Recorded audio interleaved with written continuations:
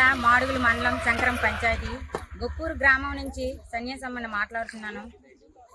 ఇదివరకు ఎన్నో ప్రభుత్వాలు గత 50 సంవత్సరాల నుంచి ప్రభుత్వాలు వస్తున్నాయి పోతున్నాయి, కానీ ఈ 7 గ్రామాలకి ఎటువంటి సౌకర్యం లేదు.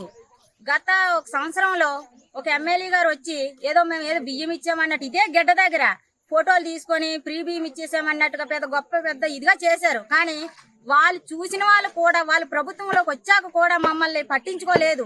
ఇక్కడున్న ప్రతి ఒక్కరికి తెలుసు, కానీ ఈ గ్రామాలు ఇప్పటికీ డెవలప్ కాలేదు. కాబట్టి మా స్కూల్కి కనీసం పిల్లలు వెళ్ళాలంటేనే మహా దారుణంగా ఉంది. టీచర్స్ అయితే వర్షాకాలం వస్తే అసలు టీచర్స్ స్కూల్కి రావడానికి కూడా ఇబ్బంది.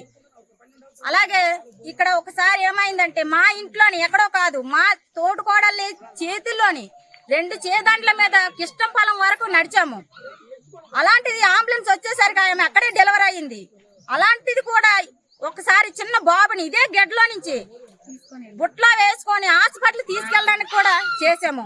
అప్పుడు కూడా పెద్ద ఎమ్మెల్యేలు వచ్చారు, ఇచ్చేసాము వచ్చేస్తామని హాస్పిటల్ హడావడి చేశారే. కానీ ఈ బిర్జీ గురించి ఏ ఒక్క రాజకీయ నాయకుడు కాదు, ఏ గవర్నమెంట్ కాదు మమ్మల్ని పట్టించుకోలేదు. మాడుగుల మండలం శంకరం పంచాయతీలోని గొటువాడ నుండి వయా కిష్టంపాలెం వరకు 7 గ్రామాలకు సంబంధించినటువంటి గిరిజన గ్రామాలకి రోడ్డు సౌకర్యం లేదు.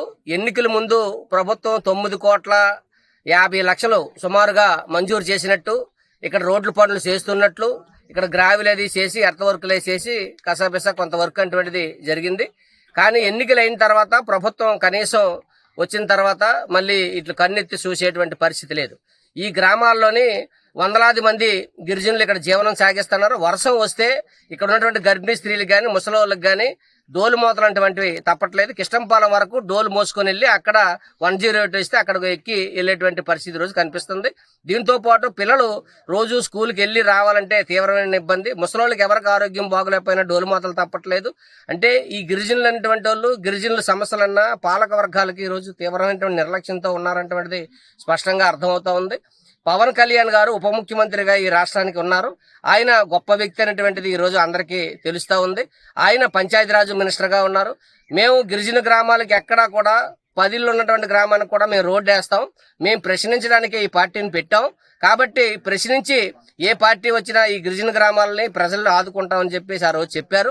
ఆయన కూడా ఈ గ్రామాలకు కన్నెత్తి చూసినటువంటి పరిస్థితి ఈ రోజు కనిపించట్లేదు. మరిన్ని వీడియోస్ కోసం ఛానల్ ని సబ్స్క్రైబ్ చేయండి. లేటెస్ట్ అప్డేట్స్ కోసం వాట్సాప్ ఛానల్ ని ఫాలో అవ్వండి. ఆ లింక్ డిస్క్రిప్షన్ లో ఉంది.